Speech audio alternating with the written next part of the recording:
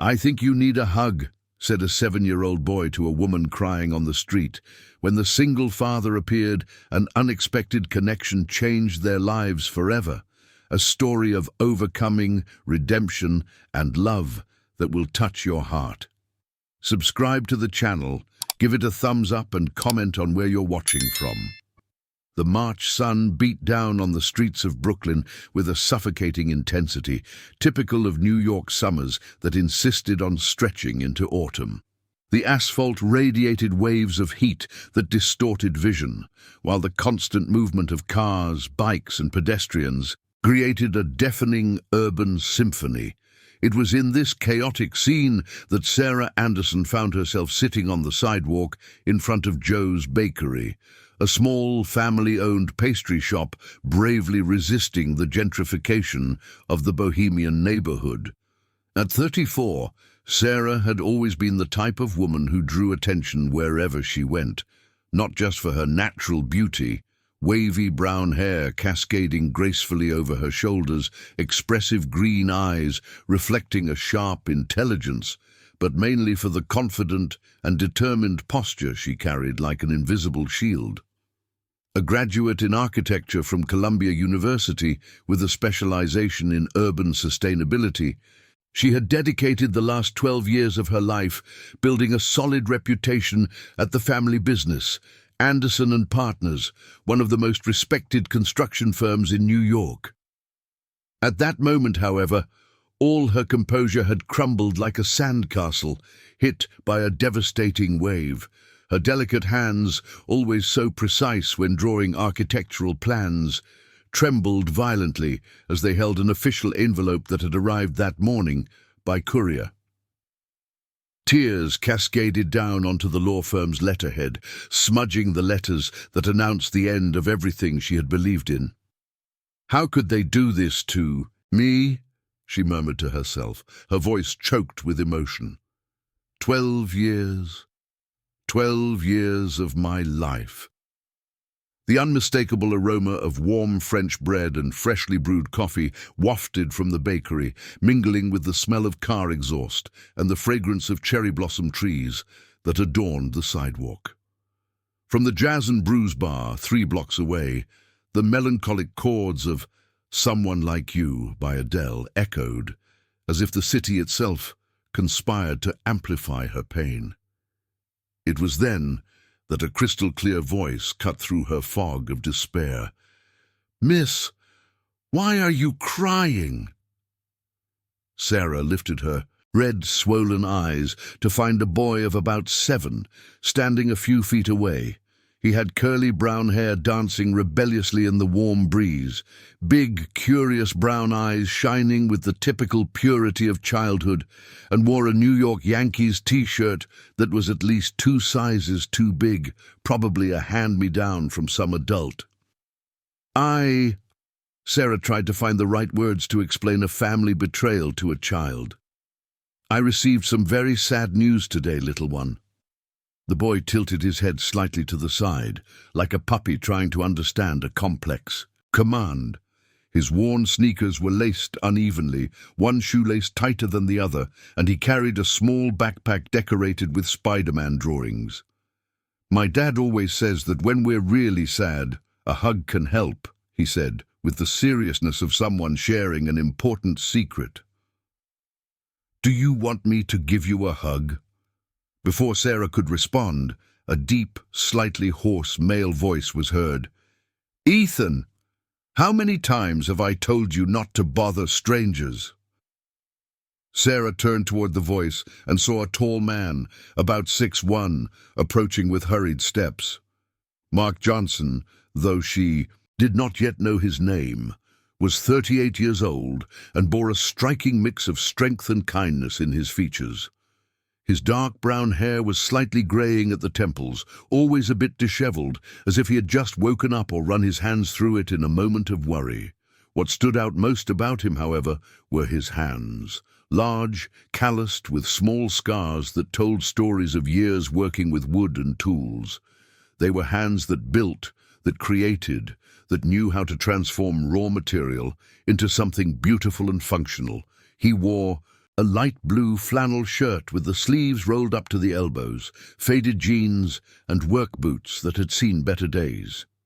"He's not bothering anyone," Sarah managed to say, quickly wiping her tears with the back of her hand. He was being kind." Mark stopped beside his son, an expression of embarrassment taking over his sun-kissed face. His dark brown eyes fixed on Sarah with an intensity she couldn't decipher. There was compassion there, but also something deeper, as if he recognized in her pain a reflection of his own experience. "I'm sorry, miss. Ethan is still learning about boundaries," Mark said, his voice carrying an evident paternal care. "He has a very big heart for such a small person." "Dad, she was crying just like you cried that night after Mom left," Ethan said, with the brutal honesty of children, causing Mark to briefly close his eyes in a gesture of contained pain. An awkward silence settled among the three. Sarah could feel the weight of the boy's accidental revelation hanging in the warm afternoon air. Mark ran a hand through his hair in a nervous gesture, clearly trying to find a way to navigate the situation. "Ethan, why don't you go over to the bakery and ask Mr. Joe for a chocolate truffle?" Mark pulled some coins from his pocket and handed them to his son. "But don't leave there until I get there, okay?" "Okay, Dad." Ethan took the coins with enthusiasm, but before running off to the bakery, he turned to Sarah once more. "Miss, if you change your mind about the hug, I'll be right inside, okay?" With that, he ran toward the entrance of the bakery, leaving the two adults alone amidst the bustling street. Mark stood still, for a few seconds, clearly wrestling with some internal conflict. Sarah could see in his eyes that he was debating whether to simply apologize and leave, or if there was something more that needed to be said. "Look," he finally began, his voice lower now. "I don't know what happened to you today, but, well, from the way you were crying, it must have been something pretty heavy." He paused, glancing briefly at the bakery where Ethan had disappeared. "I kind of understand that pain. And Ethan does too, even though he's just a kid. We've both been through tough situations." Sarah studied him for a moment. There was something in the sincerity of his voice, in the way he spoke about his son, that struck a chord in her wounded heart. "Do you live around here?" she asked, more out of courtesy than real curiosity. "Over on Harmony Street, in a small apartment above the woodworking shop where I work," Mark replied, vaguely pointing north toward Brooklyn. "And you? I mean, if it's not too personal." "Villa Olympia," Sarah replied automatically, then realized how that sounded distant and elitist. "But I've always liked this area. There's something authentic here." Mark smiled for the first time since the conversation started, a small but genuine smile. "Yeah, Brooklyn has that. It's one of the few places in New York where you can still sit on the sidewalk and chat with strangers without being considered crazy." Just then, Ethan appeared at the bakery door, waving energetically at his father and shouting, "Dad, Mr. Joe wants to know if you want some sweet bread for breakfast tomorrow." Mark waved back at his son before turning to Sarah again. "Well, I guess I need to go, but—" He hesitated for a moment. "I hope things get better for you, and if you ever find yourself around here and need to talk, or I don't know if you want to accept that hug Ethan offered, we're usually at the bakery every afternoon around this time." With that, he headed toward the bakery, leaving Sarah alone again with her thoughts and the crumpled envelope in her hands. For the first time in hours, she managed to muster a half smile. Maybe there was, after all, some kindness left in the world. A week passed since the encounter on the sidewalk of the bakery, and Sarah found herself returning to that place like a moth to a flame. Not that she would admit that to herself, she always found a rational excuse. Mr. Joe's French bread was truly exceptional. The coffee was better than any fancy cafe in Villa Olympia, and she needed a different environment to reorganize her thoughts after the family storm her life had become. That Thursday afternoon, she was sitting at one of the small, round tables on the sidewalk, laptop open, pretending to work on a freelance project she had landed through an old college professor. In reality, she was more observing the neighborhood's activity than actually producing anything. Brooklyn had its own rhythm, different from the corporate frenzy she was used to. Here, people seemed to have time to greet neighbors, to stop and chat about trivialities, to exist without the constant pressure of productivity that dominated her old routine. "Hey, hey, hug girl!" Ethan's familiar voice echoed down the sidewalk before she even saw him. The boy came running toward the bakery, his Spider-Man backpack bouncing on his back, his curly hair flying in the wind. This time, he was wearing a shirt from the Ayrton Senna Institute and the same pair of jeans from their last meeting, which she was starting to suspect was his only piece of that category in his wardrobe. "Ethan!" Mark's voice sounded a few meters behind, filled with a mix of paternal amusement and exasperation. "Slow down, kid! You're going to knock someone over running like that." Sarah closed her laptop and smiled genuinely for the first time in days.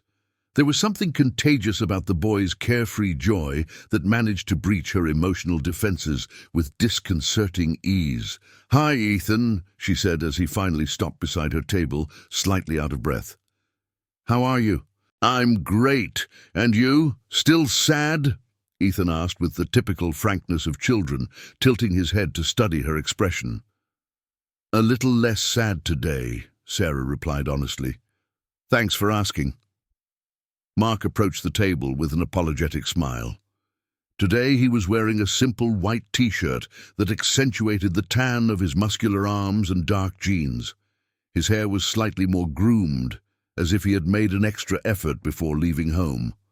"Sorry again," he said, extending his hand. "I guess we still haven't properly introduced ourselves. Mark Johnson." "Sarah Anderson," she replied, shaking his hand. His skin was rough from work, but the grip was firm and warm. "Anderson?" Mark raised an eyebrow. "Like the construction company?" Sarah felt a familiar pang of discomfort. "It was from the family, yes." "Was?" Ethan asked, always attentive to details. "What happened? Did someone die?" "Ethan!" Mark gently reprimanded. "Not every question that comes to your mind needs to come out of your mouth." "It's okay," Sarah quickly said. "No one died, Ethan. It's just that sometimes families make choices that hurt each other." The boy processed this information with the seriousness of a small philosopher. "Like when Mum chose to leave?" An awkward silence settled. Sarah saw Mark briefly clench his fists before crouching down to his son's level. "Ethan, remember what we talked about regarding personal questions for people we don't know well yet?" "I remember, Dad. Sorry, Ms. Sarah." "It's no problem, Ethan. Just call me Sarah, okay?" The boy's eyes lit up. "Really? Cool. Sarah, Sarah, Sarah." He repeated the name as if testing how it sounded. "It's a beautiful name, like a mermaid." Sarah laughed, a genuine laugh that surprised her. "Thank you, Ethan. Ethan is also a very nice name. Angel's name." "That's true. My grandma always says that. She says I'm her little angel, but sometimes I think she's being ironic." "Ironic?" Mark asked, clearly surprised by his son's vocabulary. "Aunt Carmen taught me that word. She said it's when you say one thing but mean another, like when Grandma says I'm a little angel after I break something." Sarah laughed again, and Mark couldn't hide a proud smile. "Your son is very smart," she said to Mark. "Sometimes too smart," he replied. "Ethan, go ask Mr. Joe for your snack, and no extra hot chocolate today, okay?" "Ah, Dad, just a little extra?" "No extra. Do you want to stay up until midnight again?" Ethan dramatically sighed before entering the bakery, leaving the two adults alone. "May I?" Mark gestured to the empty chair at Sarah's table. Of course. He sat down, and Sarah noticed how his large hands seemed disproportionate, holding the small cup of coffee that Mr. Joe had brought automatically. They were hands that told stories. Each scar, each callus, had an origin, a memory of projects built and challenges overcome. "So," Mark began, stirring sugar into his coffee, "family construction business. It must be complicated to mix family and business." "It was," Sarah confirmed. "Or I thought it was just complicated. I found out last week that it was much worse than that." "Do you want to talk about it? Sometimes it helps to vent to someone who isn't involved in the situation." Sarah studied him for a moment. There was something about Mark that inspired trust. Perhaps the calm way he spoke, or the evident patience he showed with Ethan, or simply the fact that he also had his own emotional scars. "My dad and my brothers sold the company without telling me," she finally said. 12 years working there, thinking I was building something for the family's future, and they treated me like I was just a disposable employee." Mark whistled softly. "That's heavy." "The worst part is that I found out by accident. A college friend called to congratulate me on the new phase of my life. He had seen the news in the paper." Sarah felt tears threatening to return. "They didn't even have the decency to tell me in person." "And why did they do that?" "Money. It's always about money, isn't it?" Sarah laughed bitterly. "A big construction company made an offer they couldn't refuse. They said it was better to simplify the family structure before the sale." "Simplify," Mark repeated with disgust. "Nice way of saying exclude the daughter." "The only daughter," Sarah added.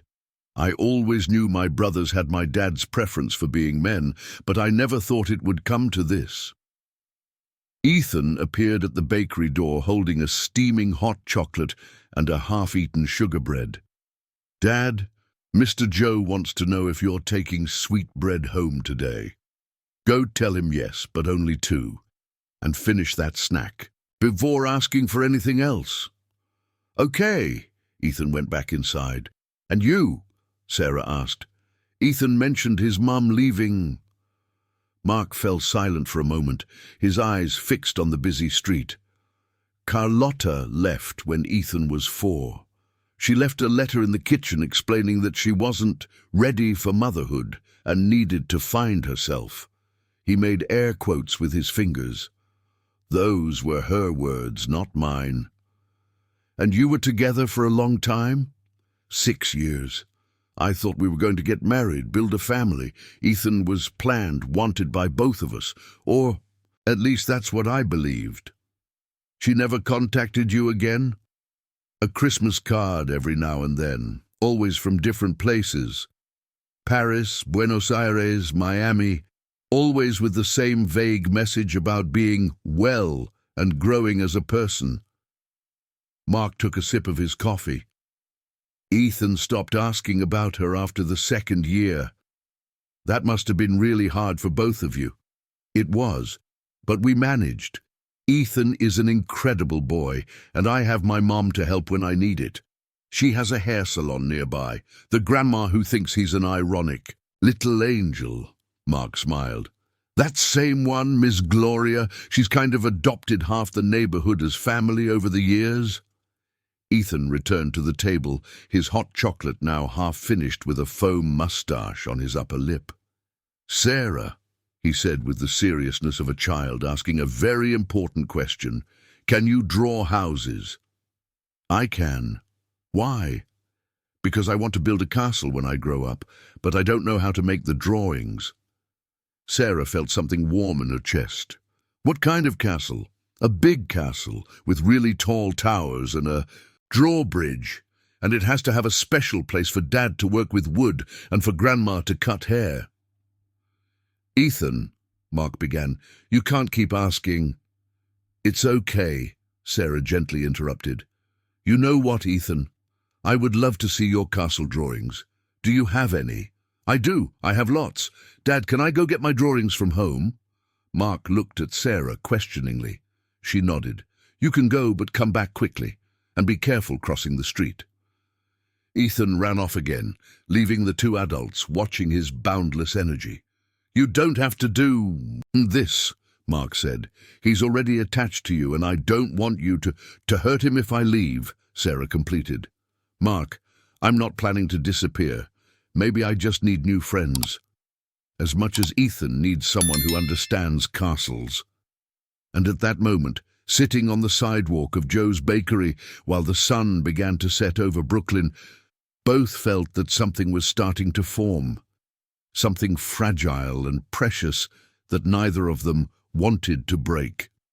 3 weeks had passed since Sarah started regularly visiting Joe's bakery. What began as an occasional escape from her chaotic routine had turned into a daily ritual eagerly anticipated by everyone involved. Every afternoon, around 4 o'clock, she would arrive with her laptop, pretending to work for a few minutes until Ethan came running from school with his Spider-Man backpack, and Mark would appear right behind him, always with slightly dirty hands from sawdust and wood glue. On that Tuesday in April, autumn was finally beginning to show its arrival in New York. A cooler breeze carried the scent of yellowing leaves from the trees lining Harmony Street, mingling with the characteristic aroma of freshly brewed coffee, and warm French bread emanating from the bakery. Sarah had arrived earlier than usual, bringing with her a brown leather folder filled with colorful papers, rulers, and colored pencils. Tools she hadn't used in years but had unearthed from her drawers with an enthusiasm that surprised her. "Sarah, Sarah!" Ethan's familiar voice echoed down the street before she even saw him. Today he wore a slightly wrinkled navy blue school uniform and carried a plastic bag that seemed to contain precious treasures. "I brought the drawings, all the castle drawings." Mark appeared right behind him, as always, but today there was something different in his expression. He was holding a small wooden box in his hands, and his eyes sparkled with a mix of nervousness and expectation that Sarah couldn't fully decipher. "Hi, Ethan." "Hi, Mark." Sarah waved, feeling a familiar warmth spreading through her chest upon seeing them. "I was looking forward to seeing those famous drawings." Ethan approached the table with the ceremony of someone about to reveal a masterpiece. Carefully, he opened the bag and began to pull out sheets of paper, some yellowed with age, others clearly more recent. The drawings were made with colored pencils, crayons, and markers, showing the artistic evolution of a child over the years. "This one was the first," Ethan said, placing on the table a drawing that was clearly made when he was about 4 years old. It was a basic representation of a castle, rectangles stacked with triangles on top, windows that were just scribbled squares, and a disproportionate door in the center. "I made this after Mom left. Grandma said that if I were a king of my own castle, I would never be sad." Sarah felt her heart tighten. She delicately picked up the drawing, as if it were an ancient relic. "It's beautiful, Ethan. Can you explain what each part is?" The boy's eyes lit up. "Here is the tower where I will live." He pointed to the larger rectangle. "Here is where Dad will make furniture." He indicated a structure beside it. "And here is Grandma's room." He showed a smaller space decorated with what were clearly disproportionate scissors and brushes. "Very smart to think of space for everyone," Sarah commented sincerely. "And this one?" She pointed to a small female figure drawn in the window of the main tower. Ethan fell silent, for a moment looking at Mark before responding. That was supposed to be Mom, but she didn't want to stay in the castle." The silence that followed was broken by Mark, who sat beside his son and lovingly ran his hand through the boy's curly hair. "Ethan, remember we talked about this. Sometimes people make choices we don't understand, but that doesn't lessen the love we feel for them." "I know, Dad, and now I draw other people in the window," Ethan said, picking up a more recent drawing. "Look!" The newer drawing showed an impressive evolution. The proportions were better, there were more details in the towers, a functioning drawbridge drawn with surprising precision for a 7-year-old. And in the window of the main tower there was now a female figure with wavy hair that Sarah recognized immediately. "Is that me?" she asked, genuinely touched. "Yes, you are the architect princess of the castle. You can draw new parts when we need more spaces." Sarah felt her eyes welling up. It had been so long since she felt needed, desired somewhere. "It is a great honor to be the architect princess of your castle, Ethan.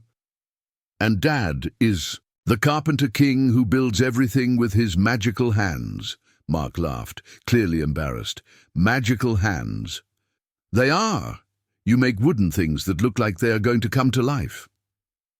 It was then that Mark placed the wooden box he had brought onto the table.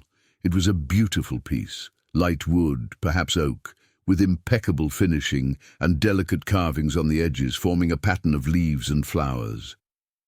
I made this for you," Mark said to Sarah, the nervousness evident in his voice, "as a thank you for all the time you've dedicated to Ethan, and because you mentioned you needed to reorganize your freelance projects."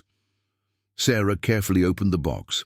Inside, it was divided into perfect compartments for organizing pencils, erasers, compasses, and other drawing instruments. The wood exuded a sweet and natural aroma, and each compartment was lined with dark blue velvet fabric.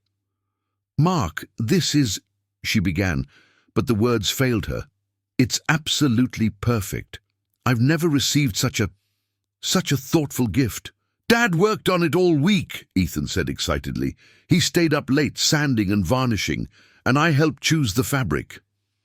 "Ethan," Mark gently reprimanded, but he was smiling. "It's true, we went to the fabric store." Ms. Rose and Dad turned completely red, asking for help to choose. Sarah laughed, imagining Mark, with all his natural masculinity, lost in a fabric store. "Well, you two have excellent taste. I will use this box every day." "Really?" Ethan asked, bouncing in his chair. "Really? Actually—" Sarah hesitated for a moment, then continued. "I was thinking of something. Ethan, would you really like to learn how to draw architectural plans for real, like architects do?" "Really?" Ethan practically shouted, making other people in the bakery look their way. "Really? And Mark," she turned to him, "would you mind if I brought some basic drawing supplies to teach Ethan? Nothing too advanced, just enough for him to start understanding how floor plans work, the proportions." "Would you do that?" Mark asked, genuinely surprised. "I would love to. It's been a long time since I taught someone, and Ethan has a natural talent for spatial visualization." "What's that?" Ethan asked. "It's the ability to imagine how things look in 3 dimensions, like you could see an object from all sides at the same time, in your head." Ethan made a thoughtful expression. "Like when I imagine what it would be like to live inside my drawings." "Exactly. Wow, I have a superpower."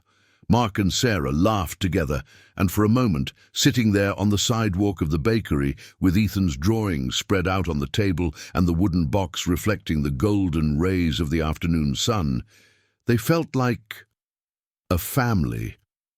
"There's one condition," Sarah said, pretending to be serious. "If I'm going to teach Ethan how to draw architectural plans, you," she pointed at Mark, "will have to teach me some basic woodworking techniques." "You want to learn woodworking?" Mark asked, clearly surprised.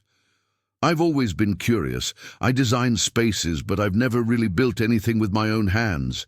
It seems liberating." "It is," Mark agreed, a slow smile spreading across his face. "It really is liberating." "Then it's a deal," Ethan announced, clapping his hands. "Sarah will be our official castle partner. We're going to build the best castle in the world." And as the sun began to set over Brooklyn, painting the sky in shades of orange and pink, the 3 leaned over Ethan's drawings, planning projects and sharing dreams, unaware that they were, in fact, building something much more precious than any castle. They were building a chosen family, brick by brick, drawing by drawing, moment by moment. Mr. Joe appeared at the bakery door, smiling at the scene. "Can I bring you more coffee? And Ethan, there's still chocolate truffle if you want." "Please, Mr. Joe," Sarah replied, "and I want to try that cornbread cake you always recommend." "Now you're speaking my language," Mark said, completely relaxing for the first time in weeks. And so, with coffee, cornbread cake, and dreams of impossible castles, a new chapter in the story of the three began to unfold. May arrived in Brooklyn, bringing with it cooler mornings and golden afternoons that lazily stretched into the early evening. It was a Thursday when Sarah finally met the famous Miss Gloria, Ethan's grandma and Mark's mom, a woman who had become almost a legend in their everyday conversations at the bakery. The meeting happened by chance, or perhaps by fate, depending on one's perspective. Sarah was walking down Harmony Street toward the woodworking shop where Mark worked, a small workshop in the back of a yellow house that she had visited for the first time the previous week for her first woodworking lesson. Ethan had insisted she see his father's kingdom, and Sarah discovered a fascinating space. The smell of fresh wood, tools organized with military precision, furniture in various stages of construction showcasing Mark's artistic talent evolution. That afternoon, however, she stopped in front of Gloria's salon, a corner establishment that caught attention for the lush plants at the door and the sounds of female laughter escaping through the open windows. The facade was painted a soft pink with golden details that added an elegant touch without being extravagant. A handcrafted wooden sign, clearly made by Mark, announced the salon's name in curvy, harmonious letters. Sarah stood on the sidewalk, admiring the window decorated with old neighborhood photos and floral arrangements, when a strong, melodious voice echoed from inside. "Girl, are you going to stand there all day, or come in so we can get to know each other properly?" Surprised, Sarah looked through the glass door and saw a woman about 60 years old, of medium height, with impeccably styled grey hair in an elegant bun, wearing a light pink apron over a floral blouse. Her brown eyes, just like Mark's and Ethan's, sparkled with a mix of curiosity and fun. "Sorry, I didn't mean to intrude," Sarah began. "Intrude nothing. Come in here, girl. I'm Gloria, Mark's mum and Ethan's grandma. And you are the famous Sarah who's been turning my grandson's head with stories of castles and architectural plans."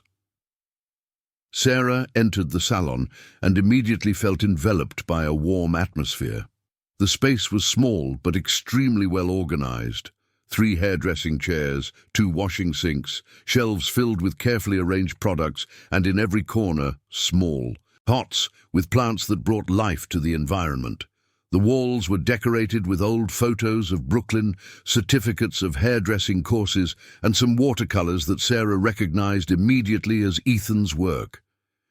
"Nice to meet you, Miss Gloria. Ethan talks a lot about you."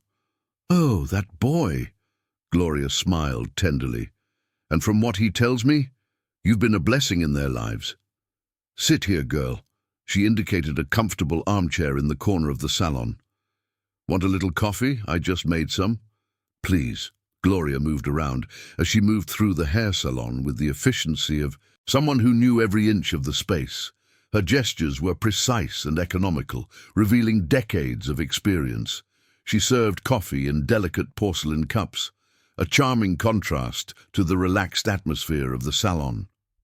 "So," Gloria sat down across from Sarah, studying her with the intensity of someone used to reading people through their faces, "my son and my grandson are in love with you." Sarah nearly choked on her coffee. What?" Gloria laughed, a rich and genuine sound. "Calm down, dear. Ethan is in love because you are the first adult who takes his castle dreams seriously. And, Lucas..." She paused significantly. "Well, Lucas hasn't smiled like that since before Charlotte left." "We are just friends," Sarah said quickly. "Yeah, that's what all the lovesick say at first." Gloria retorted with a knowing smile. But let me tell you something, Sarah.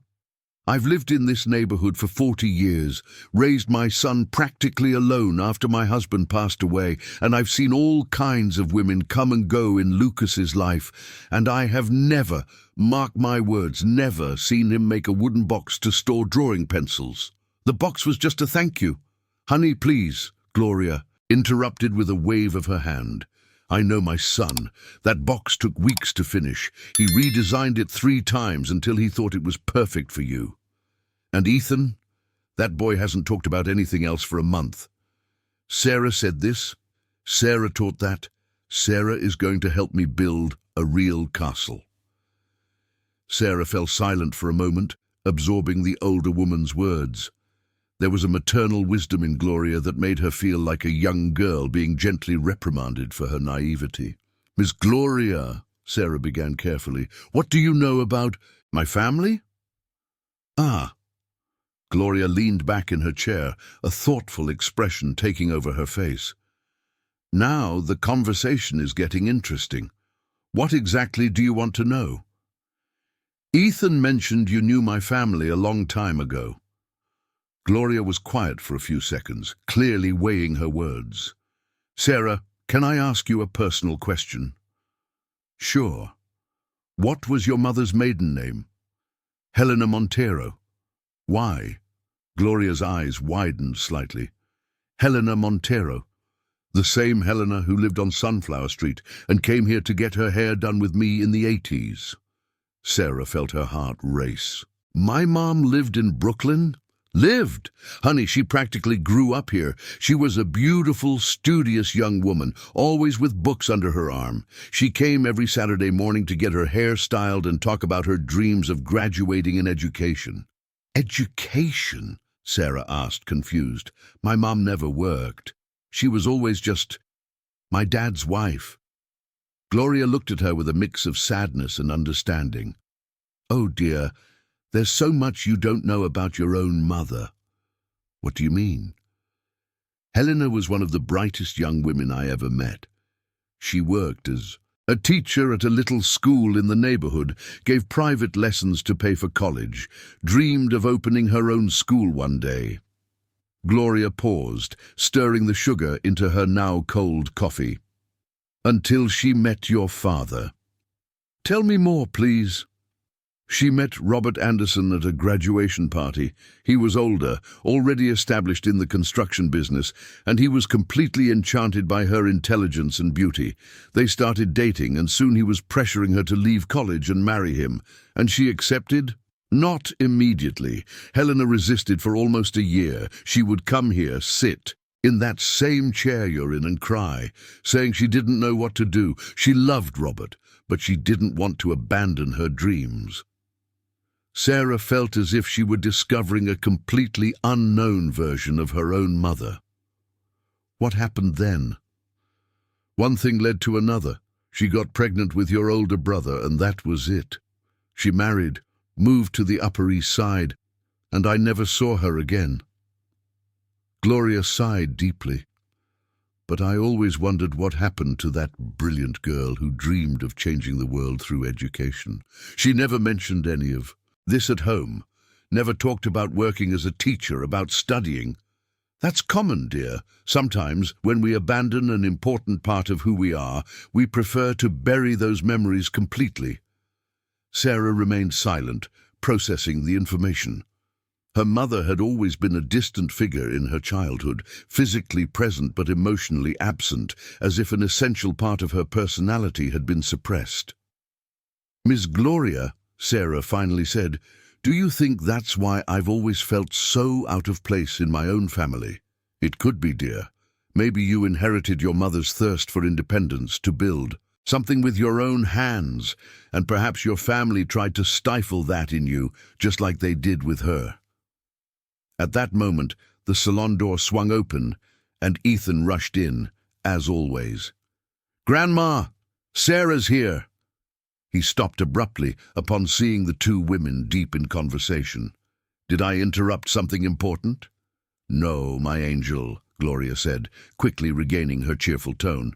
I was telling Sarah some old stories about the neighborhood. Stories? I love stories. Tell me too.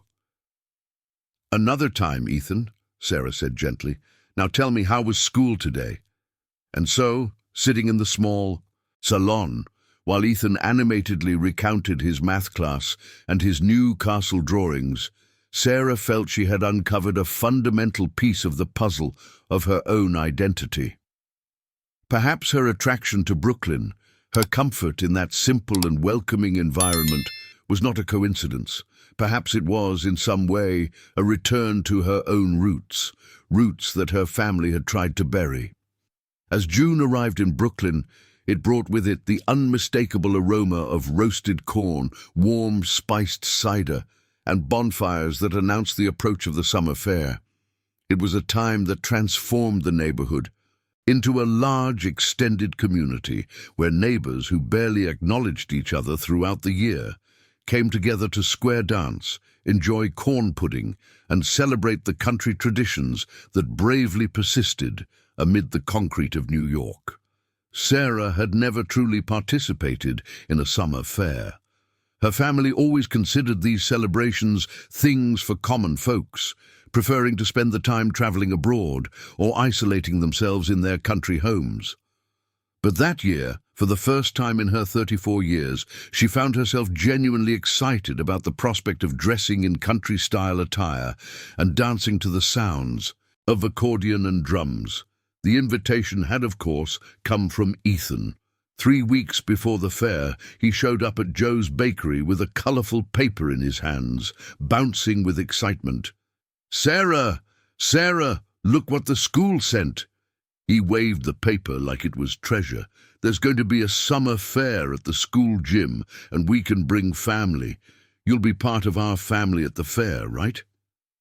Sarah's heart warmed at the child's words. "I would love to be part of your family at the fair, Ethan." "Really? Are you going to dress, like us?" "I will, but I don't have any country-style clothes." "Grandma has some." Ethan turned to Mark, who had just come back from the carpentry shop with sawdust still in his hair.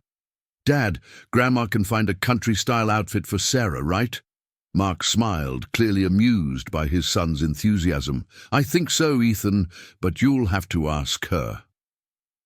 And that's how Sarah found herself, on the Saturday afternoon before the fair, back at Gloria's salon, this time for a very different purpose than her first visit. "So you really want to go to the summer fair with my boys?" Gloria asked while rummaging through an old dresser in the back of the salon. "You won't feel out of place among the common folks." "Miss Gloria!" Sarah protested, genuinely offended. "Why would you think I would feel that way?" "Because you were raised in the Upper East Side, my dear. There you learn from a young age that poor folks' fun isn't real fun." "Well, then it's time to unlearn some things," Sarah said firmly.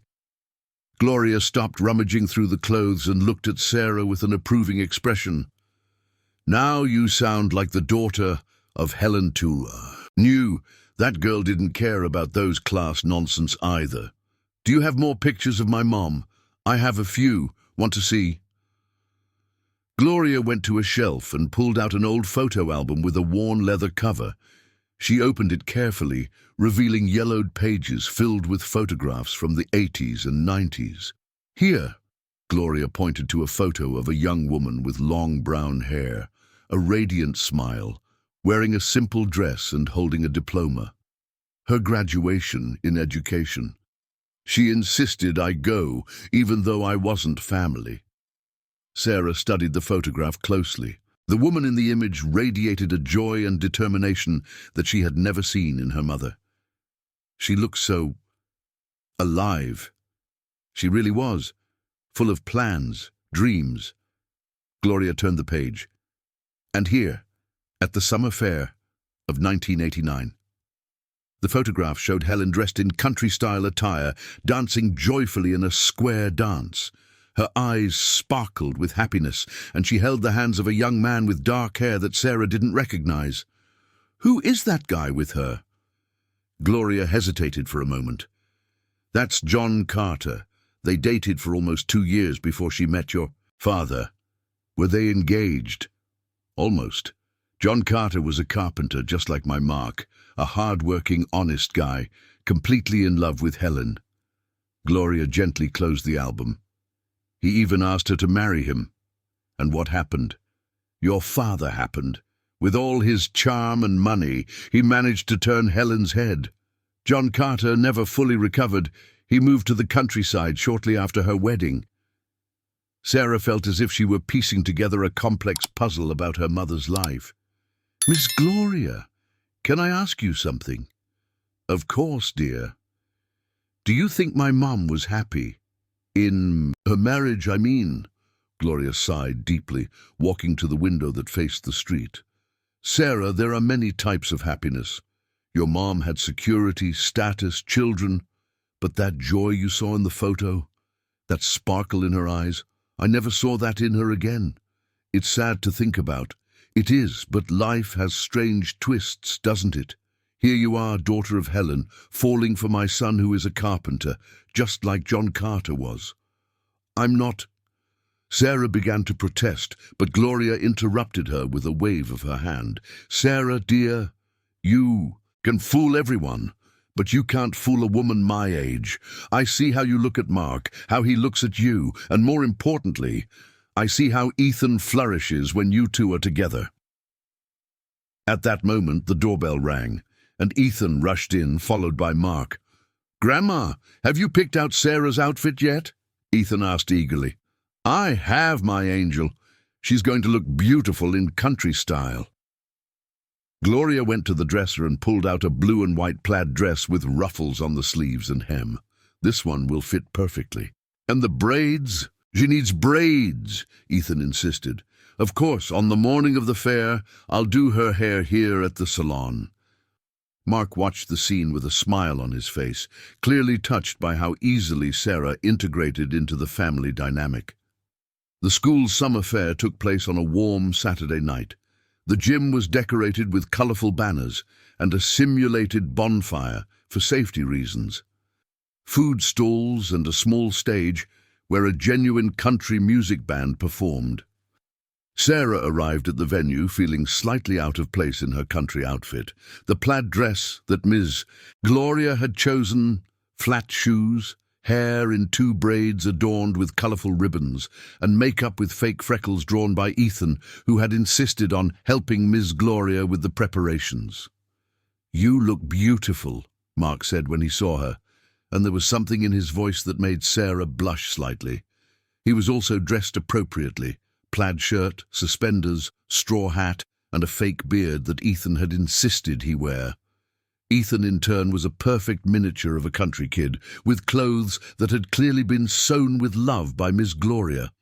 Come on, Sarah, Ethan pulled her hand. First we're going to eat fair pastries, then roasted corn, and then there will be square dancing. The night unfolded like a dream. Sarah found herself laughing more than she had in months, dancing the square dance with a naturalness that surprised her, eating street food with her fingers, and chatting animatedly with parents of other students as if she had been a resident of the neighborhood for years. It was during the second square dance that the moment that would change everything happened. Ethan was dancing with a classmate, Mark and Sarah formed a pair, and the music joyfully echoed through the square when suddenly Mark stumbled slightly during a turn. Instinctively, Sarah grabbed his arm to prevent him from falling, and for a few seconds they were very close, eyes locked, the world around them seeming to fade away. It was as if all the movement, all the music, all the people had become a blurred background to that moment of intense connection between them. Sarah, Mark began to say, his voice almost a whisper. Dad, Sarah, you guys stopped dancing. Ethan appeared out of nowhere, breaking the spell of the moment. The music isn't over yet. They quickly separated, both blushing like teenagers caught in an intimate moment. But something had changed irreversibly between them in those few seconds. An invisible barrier had been crossed, an unspoken truth had been acknowledged by both. The rest of the night passed in a haze of confusing sensations. Sarah caught herself watching Mark when he wasn't looking, noticing how his large, skilled hands delicately held the pulled pork sandwich, how his smile widened when Ethan did something silly, how his eyes searched for hers across the crowd. When it was time to leave, the three of them walked together through the illuminated streets of Olympic Village. Ethan, exhausted from the night of festivities, walked between them holding their hands, sleepily chattering about all his favorite moments of the night. "That was the best summer festival of my entire life," he murmured when they stopped in front of the building where Sarah had parked her car. "Sarah, can you come to all the parties with us?" "I would love to, Ethan." "Promise?" Sarah looked at Mark, who was watching the scene with a tenderness that made her heart race. "I promise." Ethan hugged her tightly before Mark picked him up. "Bye, Sarah. Dream about summer festivals." "Bye, Ethan. Bye, Mark. Bye, Sarah. And thank you for today, for everything." As she drove back to her apartment in Olympic Village, Sarah couldn't stop smiling. There was something magical about that night, in the genuine simplicity of the festival, in the warm welcome of the school community, in the natural way she had fit into the family dynamic of Mark and Ethan. But more than that, there was the moment of the square dance, those suspended seconds in time when she and Mark looked at each other and both recognized that something deep and true was blossoming between them. For the first time in months, Sarah fell asleep with a smile on her face, dreaming of country music, plaid dresses, and the gentle eyes of a carpenter who was, slowly but inevitably, winning her heart. July brought with it the dry, cold characteristic of New York winters, and with it a proposal that would completely change the dynamics of the growing friendship between Sarah, Mark, and Ethan. It all started with a casual discovery that Sarah made during one of her regular afternoons in the workshop. She was helping Mark sand a dining table he was finishing for a client when her gaze was drawn to a pile of forgotten drawings in the corner of the workbench. They were rudimentary blueprints, drawn in pencil on brown paper, showing the layout of a small kitchen with detailed notes about space utilization and functionality. "Mark, did you make these drawings?" Sarah asked, picking up the sheets to examine them more closely. "Oh, this." Mark stopped sanding and approached, slightly embarrassed. "It's just a sketch. Miss Carmen, who lives over on Aspicuelta Street, asked me to renovate her kitchen. It's a very small space, so I was trying to imagine how to make the most of every corner." Sarah studied the drawings with growing admiration. Although technically amateur, they showed an impressive intuitive understanding of spatial design and ergonomics. Mark had identified flow issues that many experienced architects might have missed, and his solutions were creative and practical. "Mark, this is amazing," she said sincerely. "You have a natural talent for interior design." "Don't exaggerate," he replied, scratching his head in embarrassment. "It's just common sense." "It's not just common sense. Look here," Sarah pointed to a section of the drawing. "Did you realize that by moving the refrigerator to this wall, Ms. Carmen would gain space for a small island in the center of the kitchen? That's sophisticated architectural thinking." "Do you really think so?" "I do. Actually," Sarah hesitated for a moment, an idea starting to form in her mind. "How about we work together on this project?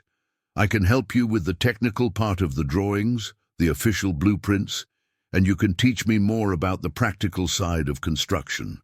Mark looked at her in surprise. "Would you do that?" "Of course, it would be a partnership. You have the practical vision and the talent. With my hands, I have the technical knowledge and experience with architectural projects. Together, we could create something truly special." This is how the first professional collaboration between them was born. Ms. Carmen, a 70-year-old woman who was practically raising her 7 grandchildren alone, had sought out Mark because she couldn't afford a complete architectural project. but desperately needed to optimize her kitchen space of only 8 square meters. "My grandchildren come for lunch here every Sunday," she explained when Sarah and Mark visited her home the following Saturday morning. "But the kitchen is so cramped that there's hardly enough room for everyone. And just look at the mess when I try to cook for 9 people in this tiny space." Ms. Carmen's house was a narrow 2-story typical of Brooklyn, a 1960s building that had been subdivided into small apartments over the years. Her apartment was on the ground floor and had that nostalgic charm of old houses, but it clearly needed some modern adaptations. Sarah and Mark spent the entire morning measuring every inch of the kitchen, noting the locations of water, electricity, and gas points, photographing different angles, and discussing Ms. Carmen's specific needs and culinary routines. "I like to bake bread every Sunday morning," she told them while preparing coffee. "But I don't have a large enough surface to knead the dough. And this stove here has been in this position for 40 years, but I always thought it was in the wrong place." "You're right," Sarah agreed, examining the current layout. "The stove is interrupting the natural flow between the sink and the prep area. If we moved it to that wall, you would have a much more functional, continuous countertop. And we could make a small island here in the center," Mark added, gesturing to show his ideas. "Nothing too fancy, but something on wheels so you can move it when you need more space for the kids to play." Ms. Carmen listened attentively to all the suggestions, asking practical questions and demonstrating a surprising understanding of the implications of each proposed change. "And how much would all this cost?" she finally asked, concern evident in her voice. Sarah and Mark exchanged glances. They hadn't yet discussed the financial aspects of the partnership, but both instinctively knew they wanted to make the project affordable for Ms. Carmen. "How about we do it this way?" Mark suggested. "I'll only charge you for the cost of materials, and you can pay me in small installments as it's convenient for you. And Sarah—" "I won't charge anything for the architectural part," Sarah interrupted. "This is my first project in partnership with Mark. I'll consider it an investment in our partnership." "Partnership?" Ms. Carmen asked, a mischievous smile appearing on her wrinkled face. "Professional partnership," Sarah quickly clarified, feeling her cheeks flush. "Oh, of course, professional," Ms. Carmen agreed, but her amused expression suggested she wasn't entirely convinced. In the following weeks, Sarah and Mark worked together on the project in a surprisingly harmonious way. Sarah created the technical floor plans on her computer, calculated structural loads, and specified materials, while Mark fine-tuned the practical details, suggested constructive solutions, and prepared detailed budgets. They met every night after dinner in the workshop, transforming the space into an improvised drawing table. Ethan often joined them, contributing creative ideas that were sometimes surprisingly useful. "What if Aunt Carmen could store the dishes in this spot here?" he suggested one night, pointing to a space between 2 windows that Sarah and Mark had considered unusable. "My grandma always says that dishes should be kept near the sink." "Ethan is right," Sarah said, examining the suggestion. "We can make an open shelf here. It would be functional and still give a special charm to the kitchen." "And you could make the shelf with that beautiful wood you use for special furniture, Dad," Ethan added. Mark smiled proudly. "Reclaimed wood. It would be perfect for a modern rustic touch." It was during one of those nights of collaborative work that Sarah realized how accustomed she had become to the constant presence of Mark and Ethan in her life. The workshop had become a refuge for her, a place where she could simply be Sarah, not the rejected daughter of the Anderson family or the unemployed architect, but a woman who found joy in creating practical and beautiful solutions to real problems. "Sarah," Mark said one night as they were finalizing the last details of the project, "can I ask you something?" "Of course." "Why are you doing this? I mean, you have the training to work on much larger, more lucrative projects. Why are you wasting time on Miss Carmen's small kitchen? Sarah stopped drawing and looked at him. It was a question she had asked herself several times in the past weeks. Do you know what the last project I did at my family's company was? She asked. What? A luxury condominium in the Hamptons. 500 square foot apartments for people who will use them 2 weeks a year as vacation homes. Sarah sighed. When I finished that project, I realized I had spent 6 months of my life creating empty spaces for people who already had too much space. And that bothered you? A lot. I graduated in architecture because I wanted to create spaces that improved people's lives. I wanted to design homes where families made memories, schools where children learned with joy, community spaces that strengthened neighborhoods. She gestured to the drawing spread out on the countertop. This project for Miss Carmen is the first time in years that I feel like I'm really making a difference in someone's life. Mark watched her in silence for a moment. And would you feel fulfilled doing this forever? Small projects, simple clients, modest earnings? More fulfilled than I ever felt designing mansions for millionaires? Sarah replied without hesitation. So, Mark said slowly, what if we made this official? What do you mean? A real partnership. Anderson and Albuquerque Sustainable Projects. I'll handle the construction side. You take care of the architectural part, and together we'll manage the creative aspect. Affordable residential projects, smart renovations, custom furniture. Sarah felt her heart race. Are you serious? Completely serious. I have some loyal clients, and you have the technical expertise. Together we could really build something special. And what about Ethan? Where does he fit into this? Ethan would be our official castle consultant, Mark replied with a smile, and our constant inspiration to create spaces where families can be happy. At that moment, looking at Mark under the warm light of the workshop, surrounded by drawings and shared dreams, Sarah knew she was about to make one of the most important decisions of her life. A decision that would change not only her career, but the entire course of her existence. Partners? Mark extended his hand. Partners, Sarah confirmed, shaking his hand and feeling that she was finally on the right path. August arrived with cold winds and cloudy skies that seemed to herald the turbulence to come. The partnership between Sarah and Mark had blossomed beyond their most optimistic expectations.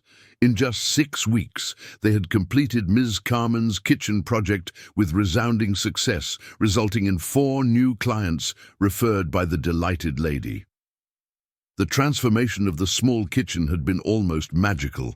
The 8-square-meter space, now comfortably accommodated 9 people, featured a movable island that served both for preparation and quick meals, and maintained all the cozy charm that Ms. Carmen cherished.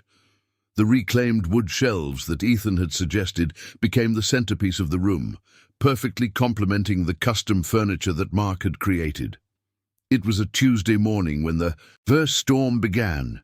Sarah was in the workshop, working on the plans for a bathroom renovation for a young couple from Sunflower Street, when her phone rang insistently. The name on the screen made her stomach churn. Robert Anderson, Dad. Hello? She answered cautiously. Sarah, where the hell are you? Her father's voice echoed through the device with the harsh authority she knew all too well. I've been trying to reach you for weeks. I'm working, Dad. What do you want? Working where? No one in our field knows about any project of yours, and that address you left. With your old secretary. Brooklyn? What are you doing in that place? Sarah felt the familiar irritation begin to boil in her veins.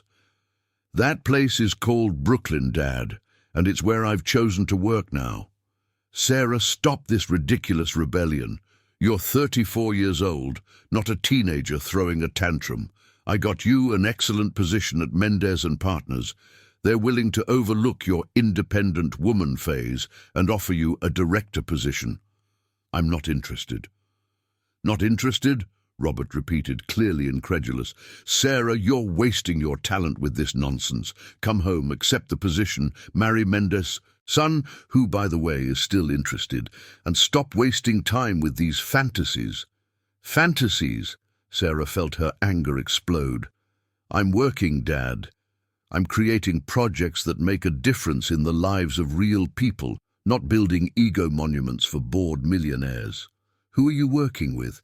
Who is this Mark Anderson who appears as your partner in the business registry?" Sarah froze. She didn't know her father had investigated her new partnership. "How did you find out?" "You think I wouldn't investigate when my daughter decides to partner with some carpenter from a rundown neighborhood?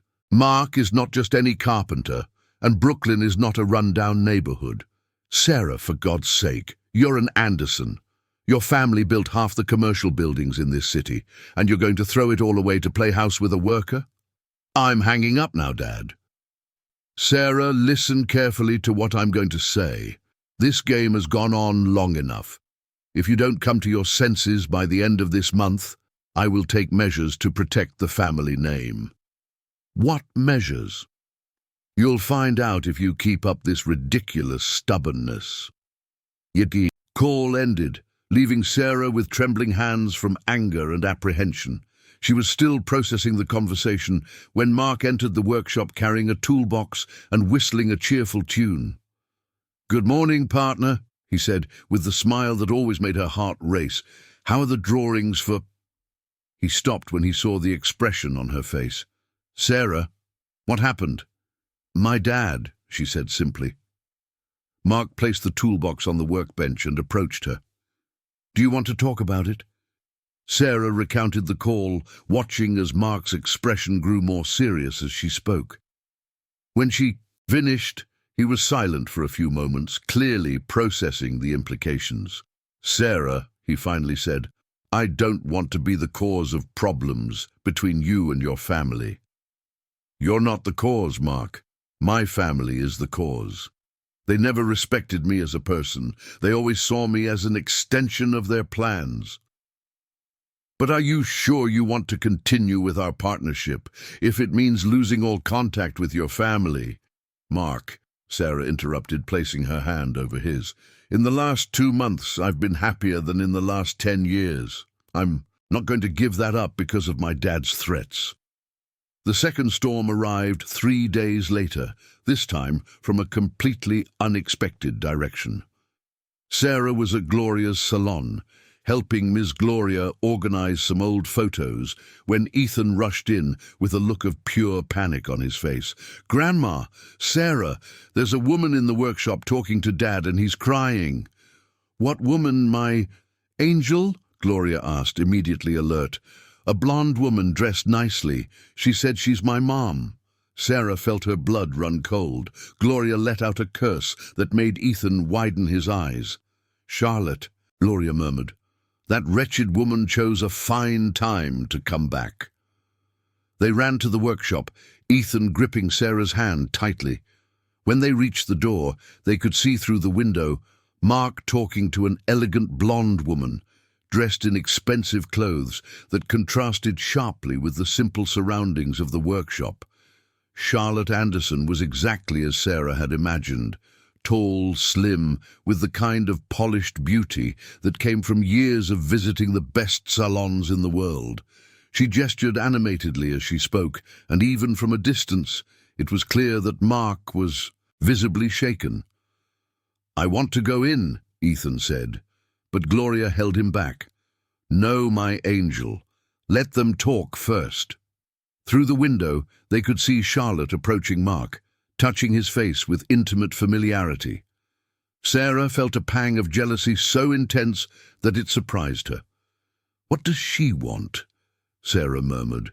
"Nothing good," Gloria replied grimly. The conversation stretched on for another 20 minutes that felt like an eternity. When Charlotte finally left the workshop, she walked right past them without looking, speaking loudly on the phone. "Yes, he's still interested. It'll be easier than I thought." Ethan immediately ran into the workshop, followed by Sarah and Gloria. They found Mark sitting in a chair, his head in his hands, clearly devastated. "Dad?" Ethan approached cautiously. "What did that woman want?" Mark lifted his head, and Sarah could see that his eyes were red. "Ethan, sit here. I need to talk to you about something important." "Is she really my mom?" "Yes." "And does she want to take me away?" Mark hesitated. She wants us to be a family again. Her, me, and you." "But I don't want that," Ethan said with surprising firmness. "I like my family the way it is now, with you, Grandma, and Sarah." "Ethan, Dad, why were you crying? Weren't you happy to see her?" Mark looked at Sarah over Ethan's head, and she saw a mix of pain, confusion, and something that looked like a plea for help in his eyes. "It's complicated, son.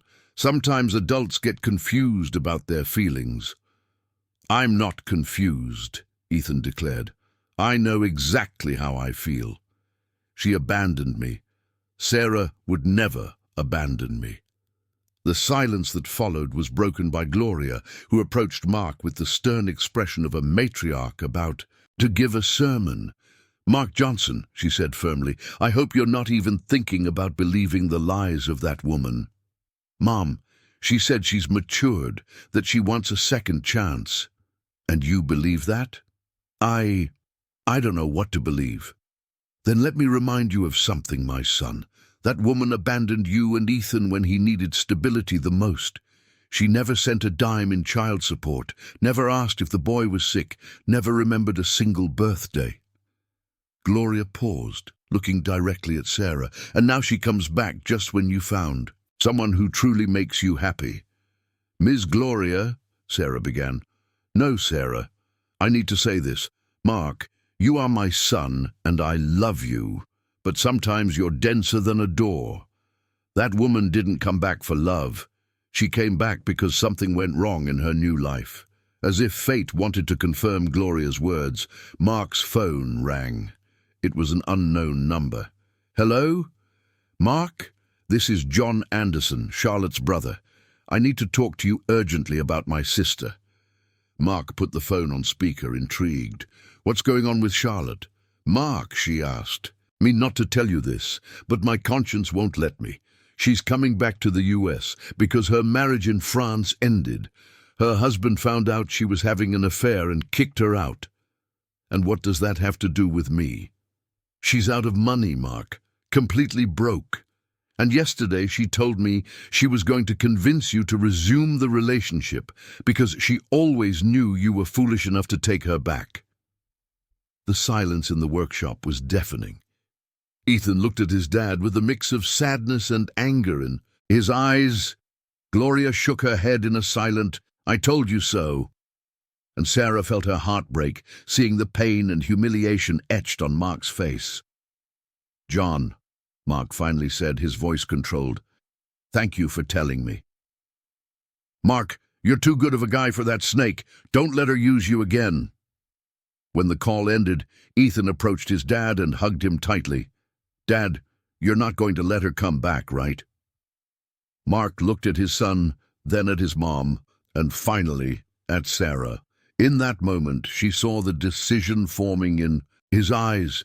"No, Ethan. We're going to stay with our real family, the family we chose to build together." And as Ethan celebrated and Gloria murmured, "Thank God," softly, Sarah felt that despite the storms that were still to come, they had passed the first important test of their new life together. September arrived in Brooklyn, bringing with it the first signs of spring and a revelation that would completely change the course of Sarah and Mark's story. It all began innocently enough, with a phone call that Mark received during a sunny Monday morning. Sarah was in the workshop, helping to finalize a shelf plan for the Smith family when the phone rang. Mark answered distractedly, still focused on adjusting the hinges of one of the doors. "Hello? Mark? This is Robert Johnson." The drill that Mark was holding slipped from his hands and he fell to the ground with a metallic clatter. Sarah looked at him, immediately noticing the change in his expression. "Robert," Mark repeated, his voice heavy with a complex mix of emotions. "How long has it been?" 8 years, little brother. 8 long years. Sarah didn't know many details about Mark's family beyond Ms. Gloria. She knew he had an older brother, but Mark always changed the subject when that topic came up. Now, observing his reaction, it was clear there was a complicated history behind this relationship. "What do you want, Robert?" Mark asked, his voice growing colder. "Can't I just call my little brother to catch up?" "You can, but we both know that's not it." Sarah heard a laugh on the other end of the line, a sound that, even from a distance, seemed calculated. "Always straight to the point, aren't you, Mark? All right, I'll be frank. I heard you're working on a new venture, something about sustainable projects. How did you find out about that? New York may be big, but the business world is small, especially when you register a company and start gaining clients." Mark looked at Sarah, who pretended to be focused on the drawings, but was clearly paying attention to the conversation. "And what does that have to do with you?" "Mark, I know we had our differences in the past, but we're brothers, and I've always admired your talent with your hands. Now that you've decided to expand your horizons, I thought maybe we could talk about opportunities." "What kind of opportunities?" "How about I swing by this afternoon? It's better to talk in person." Mark hesitated for a long moment. "I don't know if that's a good idea, Robert." "Half an hour, Mark. That's all I ask. Half an hour to talk to my brother I haven't seen in 8 years. "Fine, but here at the workshop at 4 o'clock, and don't bring that sales pitch of yours." "Deal." When the call ended, Sarah noticed that Mark was visibly tense. He began to organize the tools with abrupt movements, clearly agitated. "Are you all right?" she asked softly. "It's my brother, Robert." Mark sighed deeply. "The last time we spoke was at my father's funeral." "Did you two fight?" "It's a long and complicated story." Mark sat on the workbench, running his hands through his hair. "Robert is 8 years older than me. He was always the prodigal son, graduated in business administration, MBA, meteoric career in the corporate world. My dad was very proud of him." "And of you?" "My dad never understood why I chose to work with my hands instead of using my head. At least that's what Robert always said." Sarah moved closer and sat next to him. "What happened between you two?" "When my dad died, he left a small inheritance, the house where my mom lives, a plot of land in the ABC area, and some money in savings. Robert wanted to sell everything and split the money between us. And you didn't want to?" "I didn't care about the money, but my mom was devastated at the thought of leaving the house where she had lived for 40 years. She had put down roots in the neighborhood, had her hair salon, friends." Mark paused. "Robert said I was being sentimental and foolish, that my mom should be practical and move to a smaller apartment." "And what happened?" "I used my share of the inheritance to buy his part of the house. I was left with no money, but my mum could stay where she had always lived. Robert was furious, said I was an idiot for wasting the opportunity to have capital to invest." "And you haven't spoken since then?"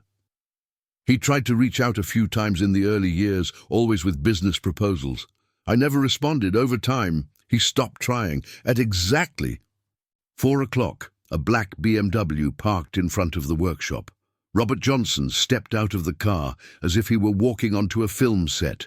Immaculate blue suit, silk tie, Italian shoes that probably cost more than the workshop's monthly revenue. Sarah watched from the back of the shop as Mark went to greet his brother. Robert was taller than Mark, with perfectly styled grey hair and a posture that radiated authority and wealth. At 46, he had the kind of presence that commanded attention and respect in corporate boardrooms. "Mark!" Robert opened his arms as if to hug his brother, but Mark kept a respectful distance. "Robert, you're well." "I can't complain. Business is good, family is healthy." Robert looked around the workshop with an expression that Sarah couldn't fully decipher. "And you? How are things going?" Well, working, raising Ethan? Ah, Ethan, my nephew. He must be getting big now. 8 years, Robert. Kids grow in 8 years. An awkward silence settled between the two men. Robert walked through the workshop, examining the furniture under construction with the gaze of someone evaluating merchandise. "Impressive work," he finally said. "I've always known you had a special talent with wood. I remember when we were kids and you made those amazing toys." "Thank you." "Mark, can I be direct?" "I prefer you to be." Robert smiled, the kind of smile that Sarah had learned to recognize in ambitious businessmen. "I heard about your new partnership, Johnson and Anderson Sustainable Projects. Interesting name. How did you find out?" "As I said, the business world is small, and when a Johnson decides to partner with someone, people get curious." Sarah felt a chill run down her spine. There was something in Robert's tone that made her deeply uncomfortable. "I did some research on your partner," Robert continued. "Sarah Anderson, daughter of Robert Anderson, architect, graduated from Columbia University, specializing in urban sustainability. Impressive resume. And I'm here to make a proposal that could completely change the level of your business." Mark crossed his arms. "What kind of proposal?" "I represent a group. Investors interested in sustainable, affordable housing projects. We're talking about contracts worth tens of millions of dollars, Mark. Projects that could transform entire neighborhoods." Sarah saw Mark hesitate. It was exactly the kind of project they dreamed of developing. Dignified and sustainable housing for low-income families. "What's the catch, Robert?" "Catch? There's no catch. It's just an opportunity with some specific requirements." "What requirements?" Robert pulled a tablet from his pocket and opened some documents. "First condition, the company needs to be restructured. Nothing personal against your partner, but investors prefer to work with more traditional corporate structures." "What does that mean?" "It means you would come in as the majority partner and CEO. Your partner could maintain a minority stake as an architectural consultant." Sarah felt her blood boil. It was exactly the kind of marginalization she had faced her whole life. "Second condition," Robert continued, "the projects would be developed following technical specifications predefined by the investors. Maximum efficiency, minimum costs." "And the creative part? The customization?" "Mark, we're talking about mass housing. Creativity is a luxury that low-income families can't afford." "Robert," Mark began, but was interrupted. "Third and final condition. The projects would be executed by partner construction companies. You would only provide the design and oversight. So we wouldn't actually build anything? You would be the brains of the operation, not the hands. It's much more profitable, brother." Mark fell silent for a few moments, clearly processing the proposal. Sarah could see the internal battle unfolding in his expression, the dream of large, impactful projects against the values that had shaped his life. "And what if I say no?" Mark finally asked. Robert smiled again, but this time the smile didn't reach his eyes. "Well, that would be a shame, especially considering that some of the lots we're considering for development are right here in Brooklyn." "What do you mean?" "I'm saying that changes are going to happen in this area, with or without our participation. It would be better to be on the right side of history."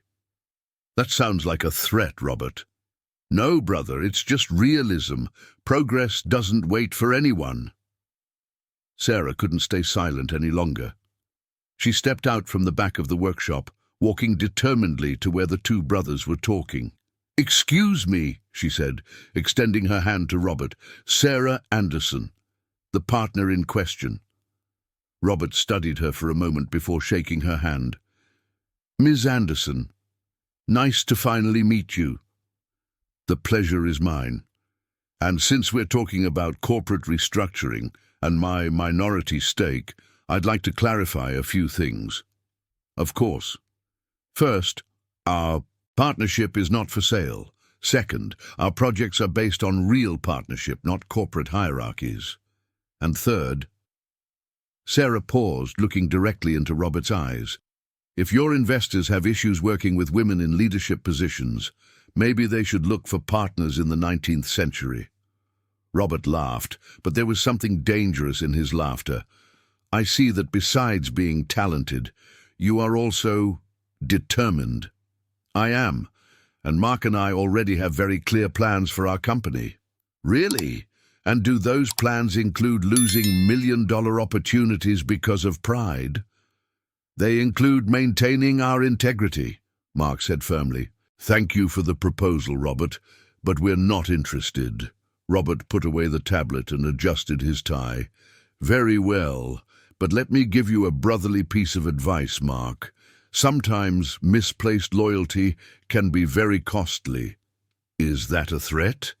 It's a reminder that the business world is competitive, and not always can the small compete with the big. With that, Robert headed for the door. Before leaving, he turned one last time.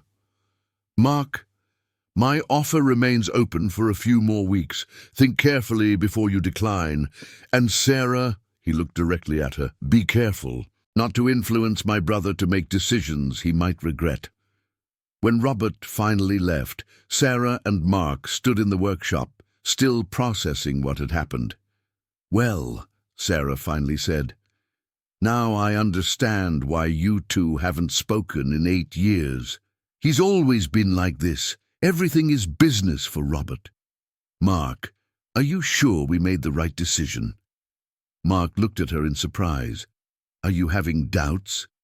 Not about us, but about what he said at the end. That sounded like a real threat. It probably was. Robert doesn't like it when things don't go his way. What if he really has the power to harm us? Mark took Sarah's hands in his. Sarah, I'd rather fail being true to our values than succeed selling our souls. Even if that means losing everything? Especially if it means that. At that moment, they heard Ethan's voice echoing from outside the workshop.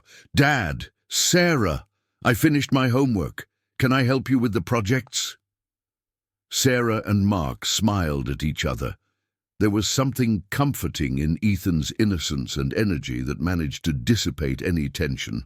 Come on, partner, Mark said. We have castles to build. But as Ethan rushed into the workshop, chattering about his day at school, neither of them could imagine that Robert's visit was just the first move in a much more complex and dangerous game that was just beginning. October brought with it an atmosphere of change that went far beyond the arrival of spring in New York. The trees in Brooklyn were starting to bloom again, but for Sarah, Mark, and Ethan, the world around them felt increasingly unstable and threatening. It all began in the second week of the month, when Miss Gloria arrived at the salon on a Thursday morning and found an official envelope slipped under the door. With trembling hands, she opened the document and felt her legs weaken as she read the contents. A notice of eviction for contractual default and need for structural repairs to the property. But how can this be? She murmured to herself, rereading the document several times in an attempt to comprehend. I've never missed a rent payment in 20 years. Desperate, Gloria immediately called Lucas, who was in the workshop working on a coffee table for the Smiths. Lucas, my son, I need you here at the salon now. It's urgent. 15 minutes later, Lucas and Sarah were at the salon, examining the official document alongside Gloria. Ethan, who had insisted on joining them after school, watched the scene with the seriousness of a child who senses something important is happening. Mum, this doesn't make sense, Lucas said while analyzing the paper. It says here that you're 3 months behind on rent, but I saw you paying last week. And look at this item here. Sarah pointed to a specific line. It says the property needs urgent structural renovations to comply with new commercial standards. What standards are those? I'm going to call Mr. Smith, Gloria said, referring to the property owner, an elderly gentleman who had maintained a cordial relationship with her for decades. The call revealed the first devastating surprise. Mr. Smith was no longer the owner of the property. Ms. Gloria, the elderly voice sounded tired over the phone. I'm sorry, but I had to sell. I received an offer I couldn't refuse. My daughter needs money for cancer treatment and... But Mr. Smith, who bought it? Why wasn't I informed? A real estate development company, Modern City Development Inc. They bought not only my property, but the entire block. They said they're going to build a modern commercial complex. Sarah felt a chill run down her spine. Modern City Development. That name sounds familiar. It does to me too, Lucas murmured, frowning. Do you have any documents with more information about this company? Sarah asked. I do. They left business cards and a project brochure. I can bring it to you this afternoon. 2 hours later, Mr. Smith arrived at the salon carrying a folder with documents. When Sarah opened the project brochure, she couldn't help but curse. Sarah, Ethan reprimanded, always attentive. Sorry, Ethan, it's just... She showed the cover of the brochure to Lucas. Look who the development director of the company is. On the cover, a professional photo showed Robert Johnson smiling confidently with the title Development Director, Brooklyn Projects. My brother, Lucas said through clenched teeth. That son of a... Lucas! This time it was Gloria who reprimanded him, gesturing towards Ethan. Sorry, Mom, but now I understand the message. What message? Ethan asked, clearly confused. Nothing, son, adult stuff. Sarah flipped through the entire brochure, discovering alarming details about the project. Modern City Development planned to demolish the entire block, where Gloria's salon operated, replacing the small family businesses with a complex of upscale stores, fancy restaurants, and an underground parking lot. Aggressive gentrification, she murmured. They want to push out the entire local community to attract a wealthier clientele. And what can we do? Gloria asked, her voice heavy with despair. First, we need to find a lawyer. This eviction might have irregularities, Sarah replied. Second, let's talk to other merchants in the area. If they're buying the entire block, you can't be the only one facing this kind of pressure. The investigation that followed in the coming days revealed a disturbing pattern. 5 other merchants in the area had received similar notices. Mr. Joe's butcher shop, Ms. Carmen's pharmacy, Mr. Anthony's used bookstore, all with decades of history in the neighborhood, all being pressured to leave their commercial spaces. It's a coordinated scheme, Sarah explained in an impromptu meeting at Joe's bakery, which had also been approached by representatives of the company. They make irresistible offers to property owners, then pressure commercial tenants with technical evictions and legal threats. But is that legal? Asked Mr. Joe, a 60-year-old man who had inherited the butcher shop from his father. Technically, yes. Morally, it's questionable. And strategically, it's very effective for those who want to quickly change the character of a neighborhood. It was the following week that the second bombshell arrived.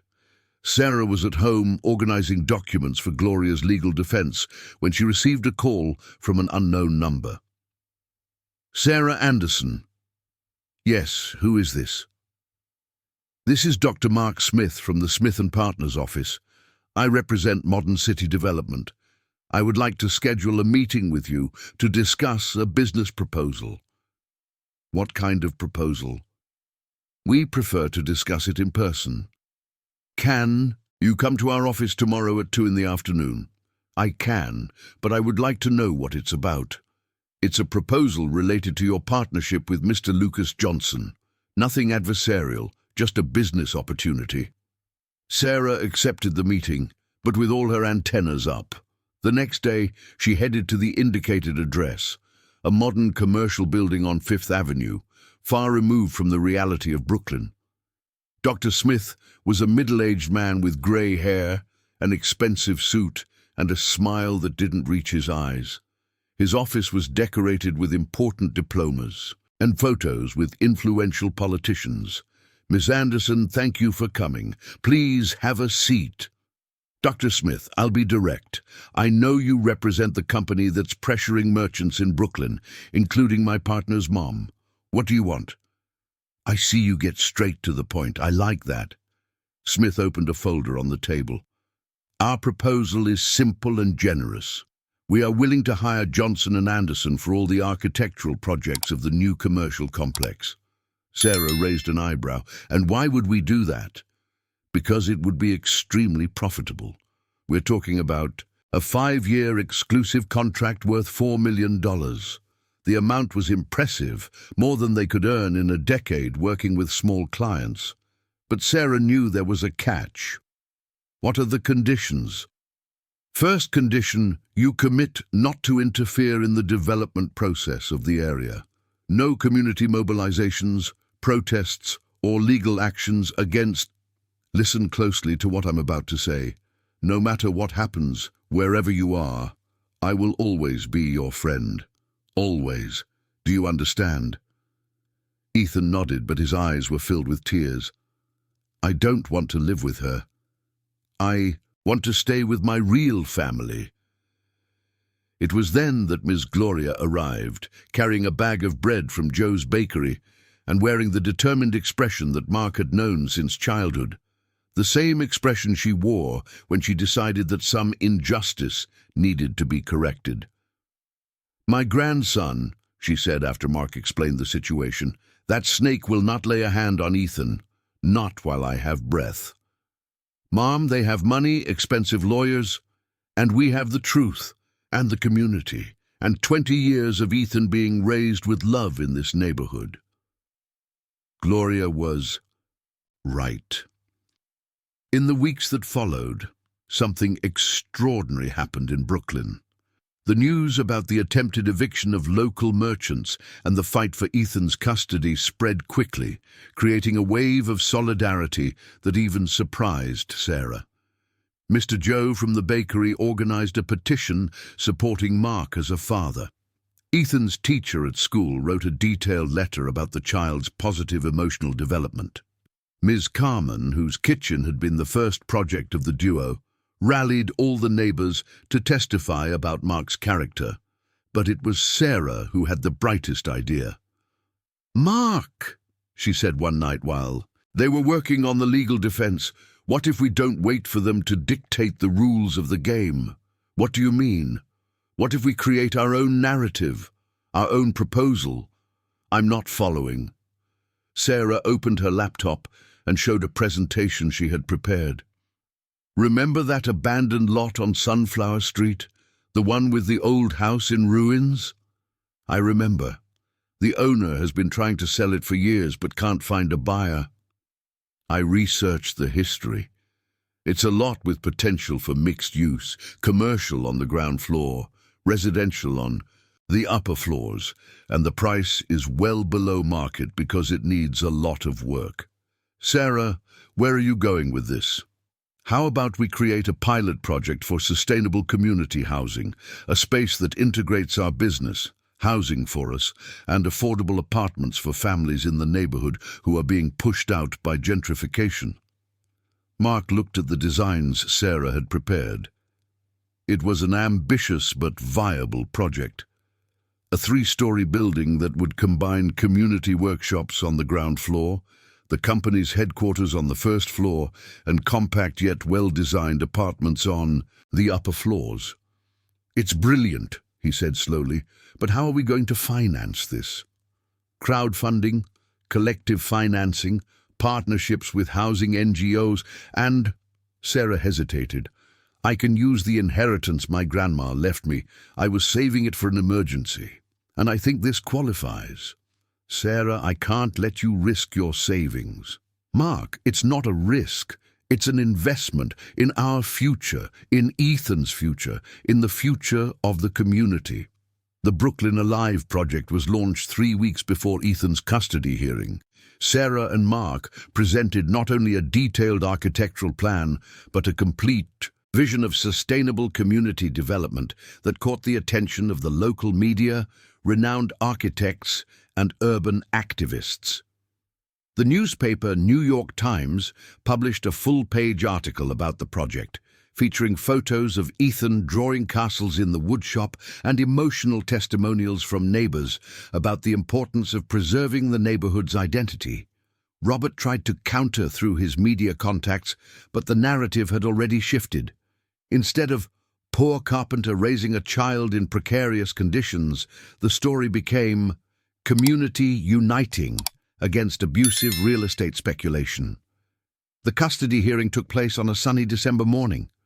The court was packed. Miss Gloria, Mr. Joe, Miss Carmen, Mr. Anthony from the bookstore, dozens of neighbors who had watched Ethan grow up. Charlotte arrived elegantly dressed, accompanied by 2 expensive lawyers. She had changed little in the 4 years of absence. Still beautiful, still polished, still with that slightly distant expression that Ethan vaguely remembered. For 2 hours her lawyers tried to paint Mark as a negligent father and Sarah as a destabilizing influence. They presented photos of the woodshop, highlighted financial instability, questioned the moral suitability of the relationship between Mark and Sarah. But when it was time for the defense, something magical happened. Ethan, who had insisted on speaking to the judge, stepped up to the witness stand with the dignity of a small prince. Wearing his best shirt, a blue piece that Sarah had bought especially for the occasion, he looked directly at the judge and said, "Your Honor, I know that lady over there is my biological mum, but family is not just blood. Family is who stays with you when you're sick, who teaches you important things, who loves you even when you make a mess." The judge, a gray-haired man with a kind expression, leaned in to listen better. "My dad teaches me to work with wood and to be honest. My grandma teaches me to respect people. And Sarah," Ethan looked at her with a radiant smile, "Sarah teaches me that I can be anything I want when I grow up, even an architect who builds real castles." "And what about your biological mom?" the judge asked gently. "What do you feel for her?" Ethan thought for a moment. "I don't hate her, but she chose to leave when I needed a mum. Now I've grown up with my real family." The silence in the courtroom was total. Charlotte was visibly shaken, and one of her lawyers was whispering something in her ear. It was then that something unexpected happened. Charlotte stood up, walked over to where her lawyers were sitting, and whispered something to them. The lawyers tried to argue, but she shook her head firmly. "Your Honor," one of the lawyers finally said, "my client would like to withdraw the custody petition." A murmur of surprise echoed through the courtroom. "Are you sure, Miss Anderson?" the judge asked. Charlotte approached the microphone. Her voice was choked with emotion as she spoke. "I do, Your Honor. I spent 4 years trying to find myself, and I think I've finally found it. The person I found is not a mom. At least, not a mom that Ethan deserves." She looked at Ethan for the first time during the entire hearing. "Ethan, you have a family that truly loves you. I just hope that one day you can forgive me for taking so long to understand that." The court's decision was unanimous. Ethan would remain with Mark, who would have legal custody recognized. Outside the courthouse, the celebration was spontaneous and emotional. Ethan was carried on Mr. Joe's shoulders, while Miss Gloria cried tears of joy, and Sarah tried to hide her own tears. "And now?" Mark asked Sarah when they finally managed to get a moment alone. "Now we build our real castle," she replied, showing the keys to the lot on Sunflower Street. "The financing was approved yesterday. We can start construction next week." 6 months later, the Brooklyn Alive project was nearly completed. The 3-story building had become a symbol of creative resistance against predatory gentrification. On the ground floor was Mark's woodshop, a small community cafe managed by Mr. Joe, and a cultural space where Mr. Anthony organized monthly poetry readings. The first floor housed the official headquarters of Johnson & Anderson Sustainable Projects, complete with a meeting room, technical library, and a studio where Ethan could draw his castles while his parents worked. On the second and third floors were 6 compact but well-designed apartments occupied by families who had been displaced from other areas of the region due to real estate speculation. And on the terrace, a rooftop garden where the entire community gathered for monthly barbecues and where Ethan cultivated his first vegetable garden. Robert had attempted some legal maneuvers to block the project, but the media pressure and support from progressive city council members made any interference impossible. "Dad," Ethan said one Sunday afternoon while helping Mark install a new shelf in the woodshop, "do you think our family will stay like this forever?" Mark looked at Ethan, then at Sarah, who was organizing architectural plans at the table next to them, and then at Gloria, who was cutting a client's hair while sharing stories about the neighborhood. "Ethan," he said, "family is not something that just happens. It's something we build every day with choices of love and care. And yes, our family will continue to grow and strengthen." "And will we always live together?" "Always," Sarah replied, joining the conversation and tousling Ethan's curly hair. "In real castles, built with lots of love." At that moment, as the afternoon sun filtered through the windows of the woodshop, illuminating golden sawdust in the air and Ethan's radiant smile, Sarah knew with absolute certainty that she had found her place in the world. Not in the sterile gardens of the Hamptons, not in the cold offices of family businesses that never valued her, but right there, in the complex simplicity of Brooklyn, building tangible dreams with her own hands and creating a future where love, work, and community intertwined in an indissoluble way.